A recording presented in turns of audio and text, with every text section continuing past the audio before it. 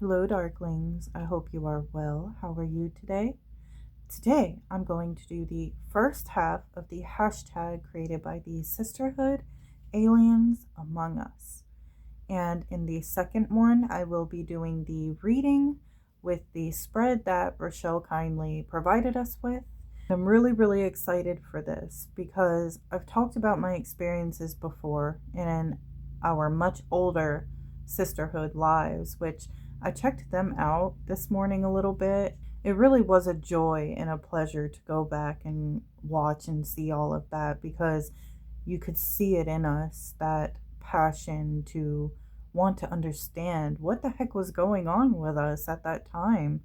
All of us girls were having so many experiences that we felt would activate, awaken, or bring another piece to a puzzle into the whole of the picture. And it really was a time that I can say spiritually accelerated my path so much. And real briefly, before we get into this, I am aware of some of the tags going around in the community. I want to support you ladies, and I will be. I've just had a lot going on. So Selena, Carla, Rochelle, and a few others, I see you, and I will be doing them. Just bear with me. Anyway, I want to go ahead and start by saying, before I had met Rochelle and we got close, and Carla and some of the other ladies, I always knew extraterrestrials existed. I believed in them, but I did not want to tread that territory because it freaked me out a little bit. And I'm not sure why, but I did have a fear of them. And it didn't mean anything then, but now looking back, I had a lot of friends or exes or just people in my life surrounding me, and it seemed like they were always trying to draw my attention to this, what I'm going to call a fact of life, that these things existed.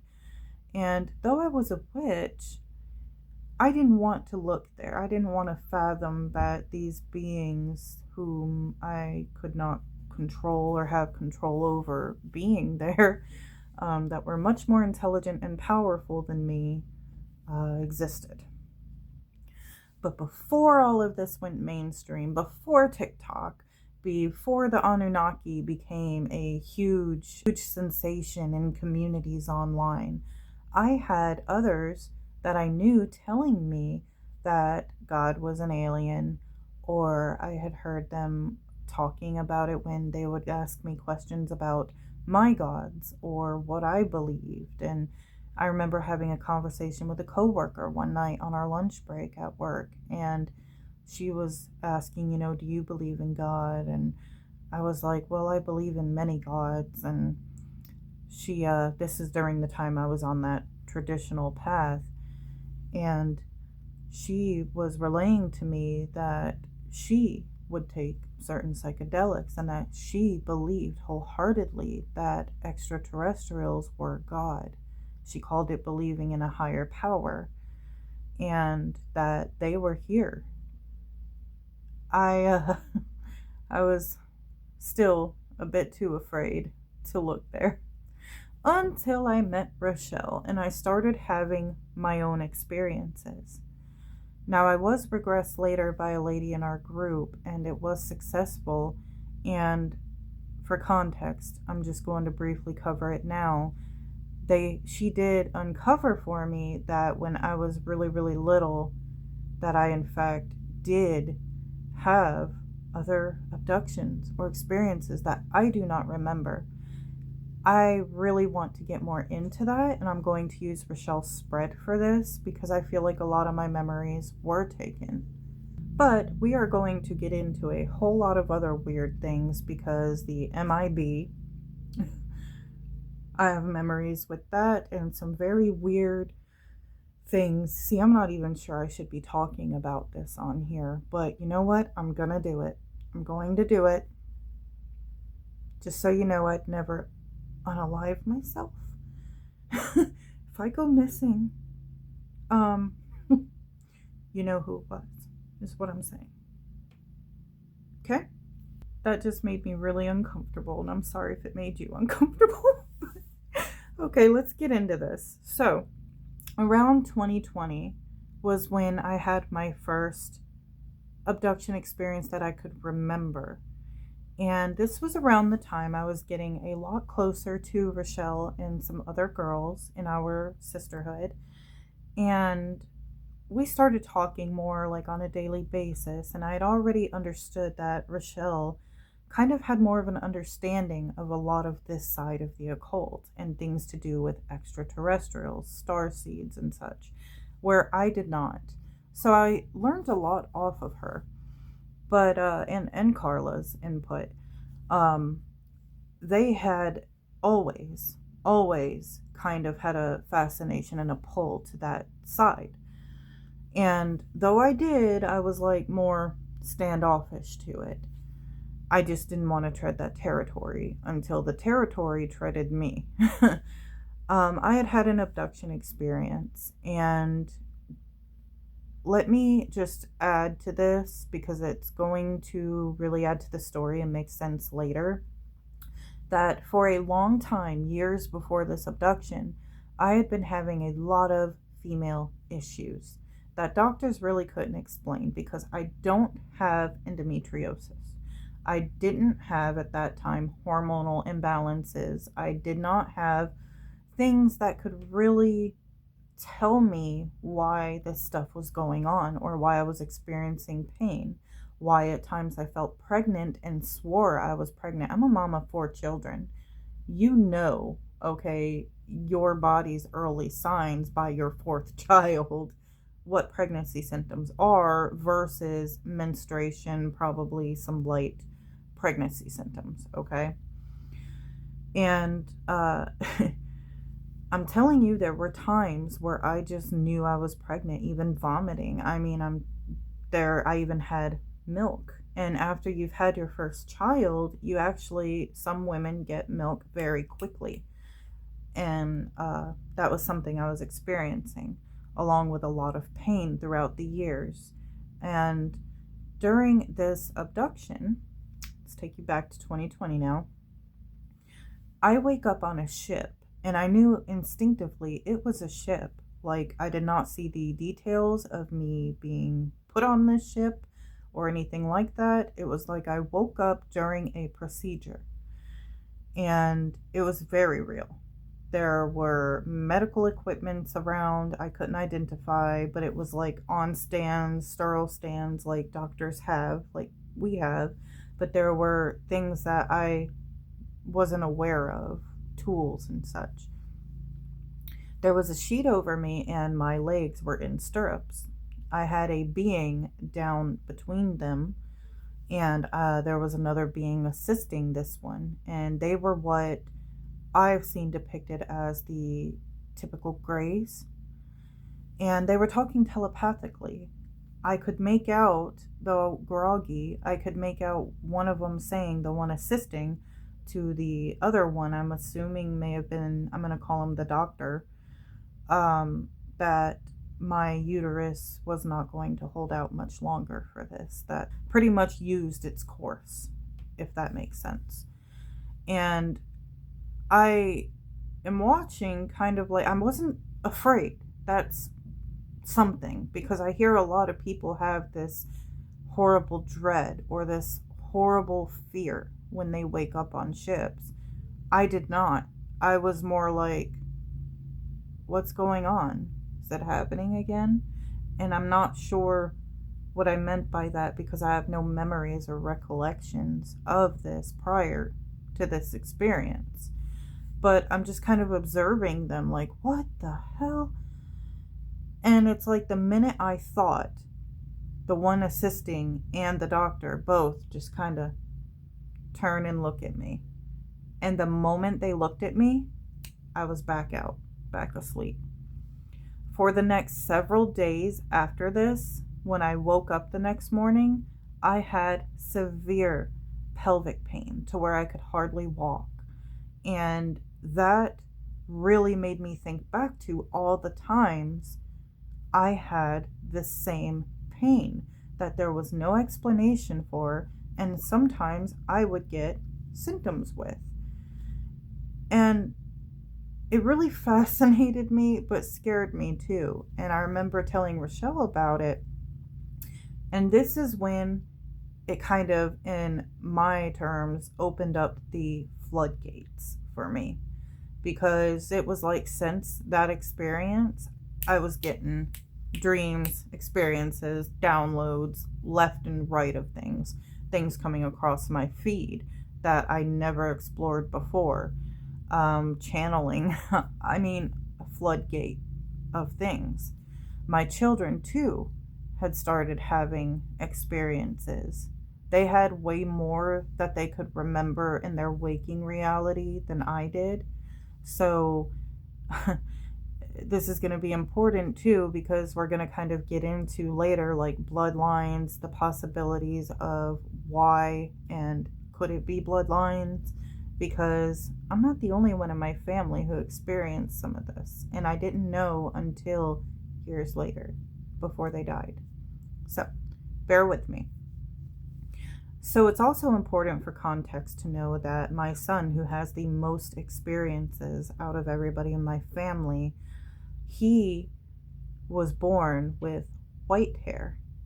He was born with a horn on his skull, and they just said it was benign. It's not cancer, it's not anything, but he has a horn. And he also had very large blue eyes, really large. And my other children all had something different about them when they were born. One son, he was very, very small, but his head was very, very large, to where they thought something was wrong. All of my kids had large heads that did not match their bodies, and they said it was over average. They also had other issues, and the births itself was quite interesting, I will say. I could not go into labor at all with any of them. They had tried once. The others were cesareans, but the one that they did try, it had just about killed me. My VBAC with my third child, it had ruptured my uterus because they had to force everything, and I was actually a few weeks overdue. So they had broke my water, they had to manually dilate me, they had to pump me full of drugs in order to get my body to try to contract or go into labor. And it's like, it just didn't want to work with my body. I thought that was really strange, that something that can be natural for a lot of women was very unnatural for my body. Now, I don't know if that has anything to do with this. I'm just giving details of things that could be, like a possibility that could connect dots. I'm reaching with a lot of it because, to me, they could connect some dots, or maybe reference to something maybe quite not being right or whole as far as bloodlines, DNAs, and those theories. But I know other women do experience this too, but my question is, why? Why do we experience it? Like the women who have to have shots with their children because of the DNAs. Do you see what I'm saying? So I'm not going to sit here and say this is factual, but I am going to say it is interesting, and it's my journey. And that is when it comes to like the medical stuff, because my grandmother and I, our temperatures are always lower than the average person. Our arteries, you have to use certain needles because they are the size of a small child's. I was born with webbed toes and fingers. There are just certain things medically that I'm saying that are odd, that could reference to humans actually being what I believe to be hybrids. Or maybe it is some of us. Maybe it's all of us. I think we all are to an extent.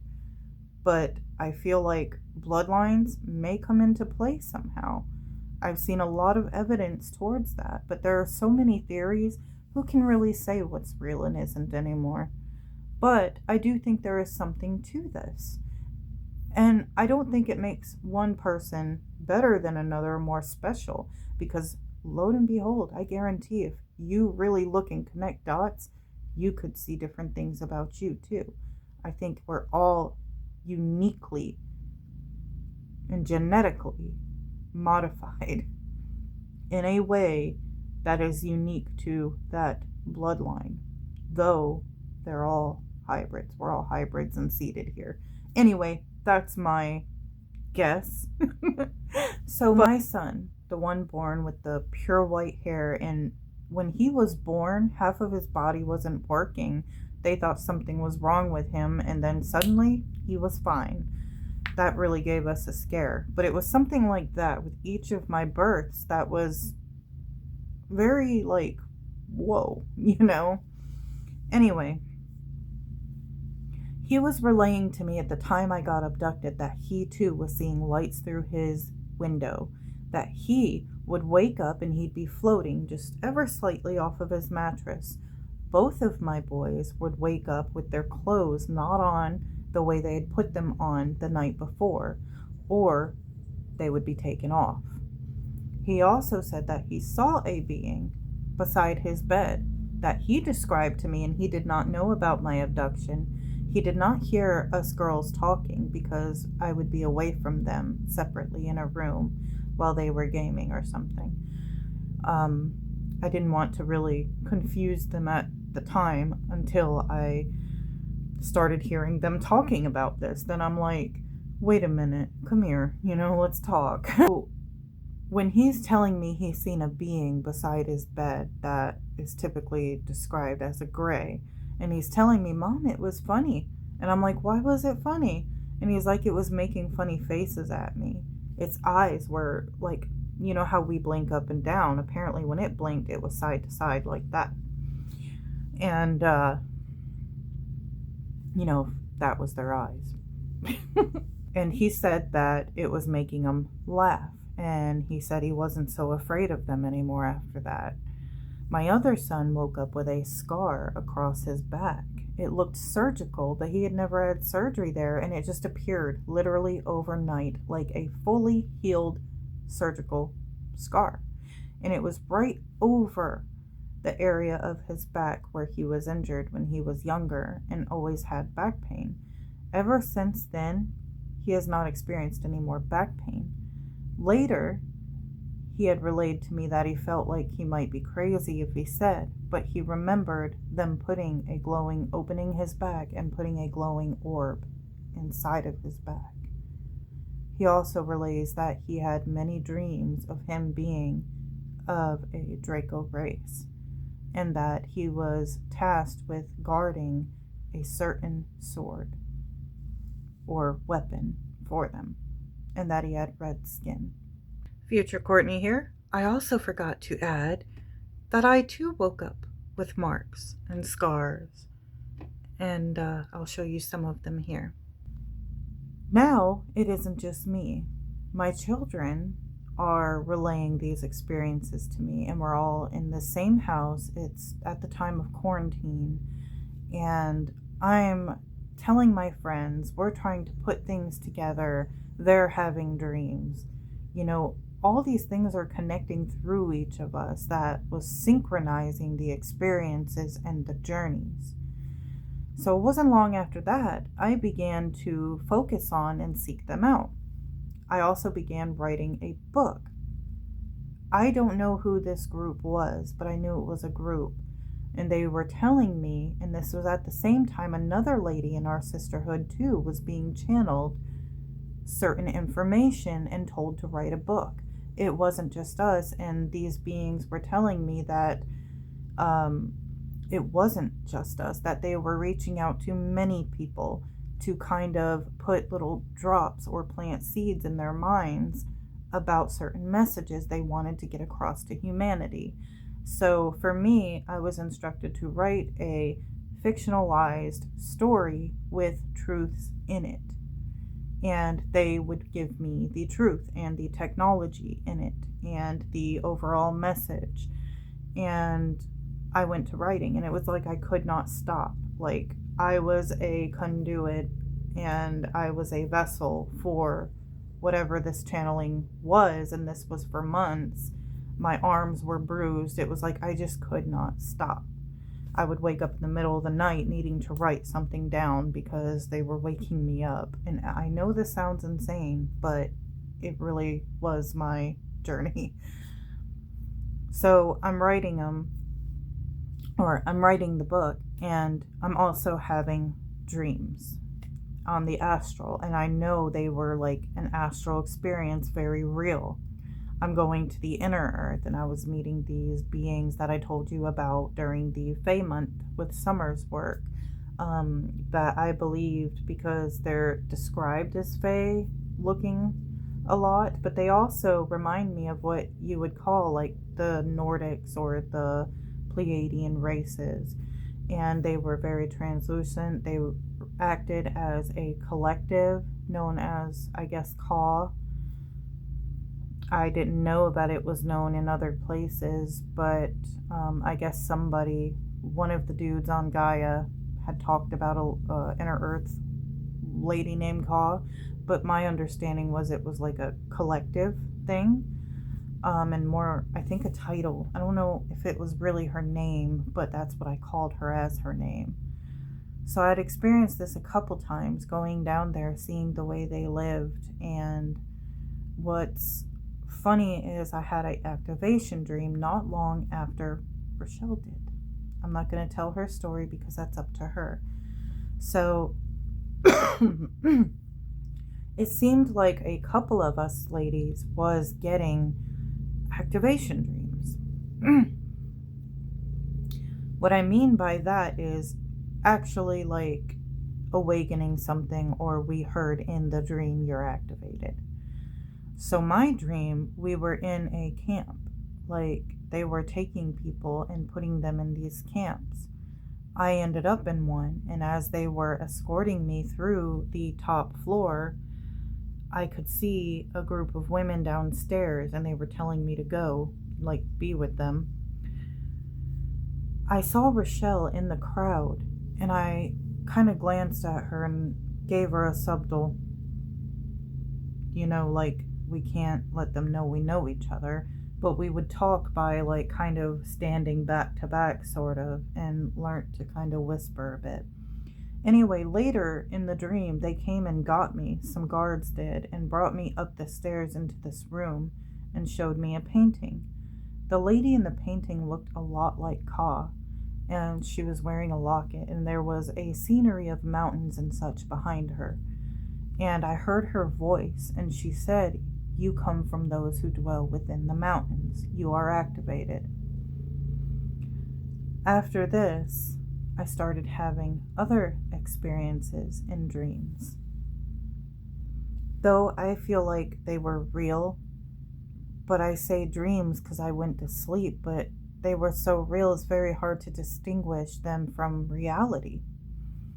So I had dreams where I was on a ship being shown my hybrid daughter. I had a being showing me her. I also had another of my mother on a ship holding an infant hybrid being that belonged to me. And this was after she had passed away. And I was wondering, why would my mom be there? Or what is she showing me here? And I've had a lot of thoughts about that one. But the babies, they were so beautiful, but they were almost like Jaden when he was born. Very, very white hair, very white complexion, almost see-through, almost like she was shimmering. Huge eyes, huge head.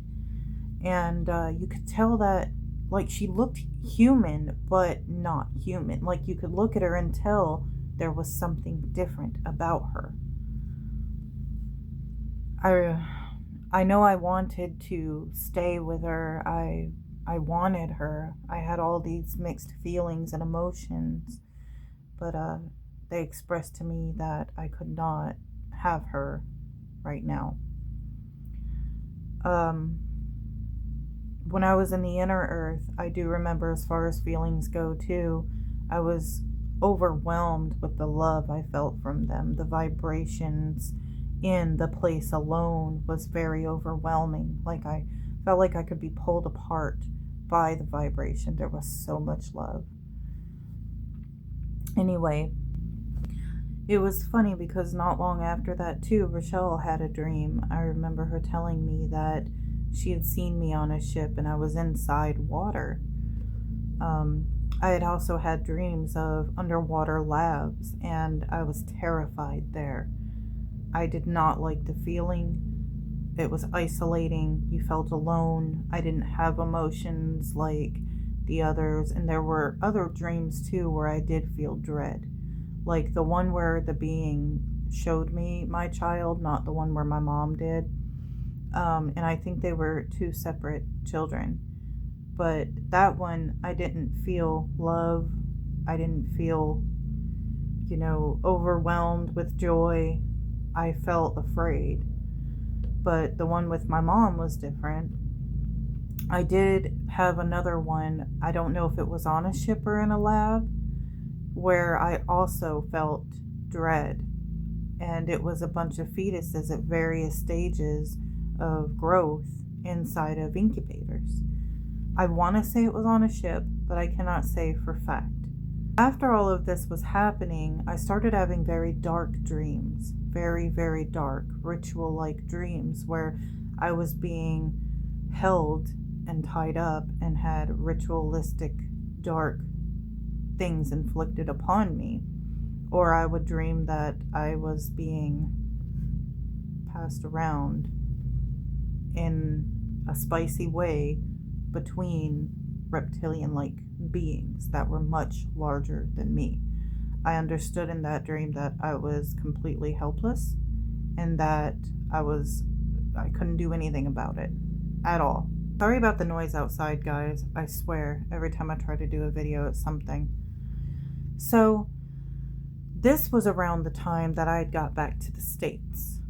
And things were really kind of bizarre for me because I lived on land that belonged to the government. And it was so secretive that they blurred out my house on Google Maps. A lot of weird goings-ons happened out there in them woods. And I've talked about it before on my channel. I've seen shapeshifters out there. We heard my son's voice hollering for help in the woods, but he was at home. And that was me when I first got with Luke, my kid. We all heard it. We've heard voices out there. We know that there was mining out there in cave systems and other things, and that was highly locked down and secretive. If you tried to even go out there, you would get met with a lot of trucks and military. We also seen many, many government official vehicles go down there. I don't know what they were doing.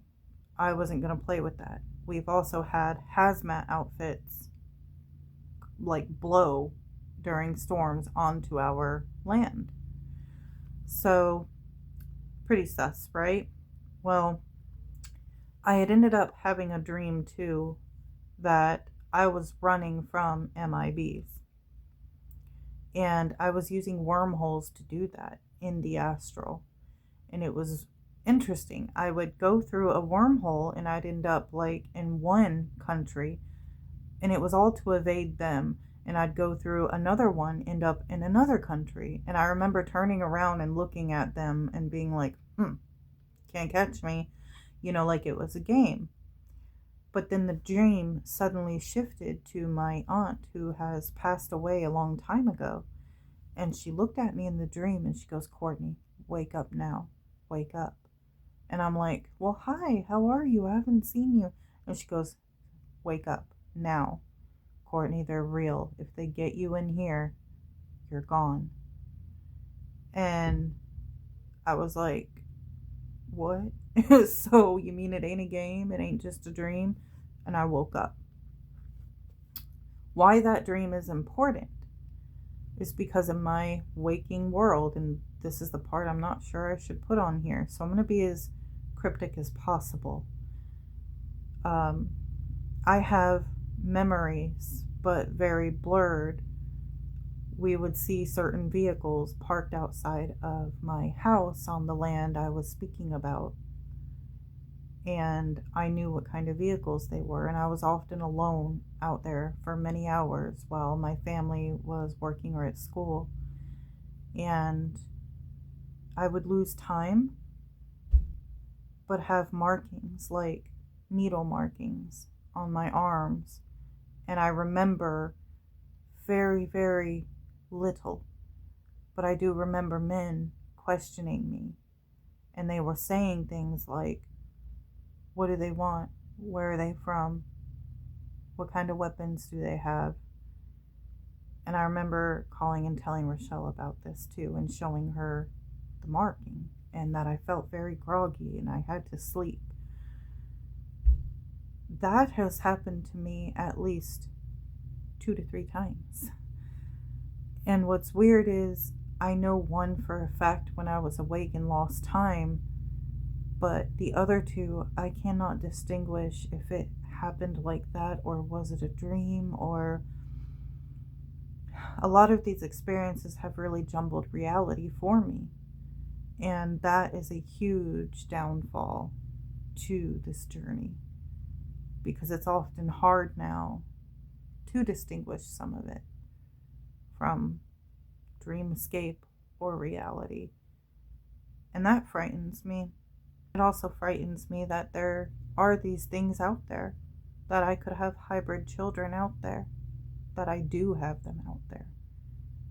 Whether people watch this and say, oh, she's insane or loony, or they take it as however they're going to take it, for me, it's reality. So moving on, I mentioned the bloodline stuff. I never knew this, but my grandmother often talked with me about her experiences. She saw the dead too. She had a lot of experiences too. And before she passed, after I'd lost my mom, she confided in me that she had been seeing these little boys and girls. And I'm like, what do you mean, Grandma? She wasn't making sense. I think it was from the trauma of losing all her children. But she'd call me and she'd be like, I can't sleep very good, Courtney, because the little boy, he came again last night and they pester me and keep me awake. And I'm like, what little boy? And she goes, the little white-haired boy. He's always visited me.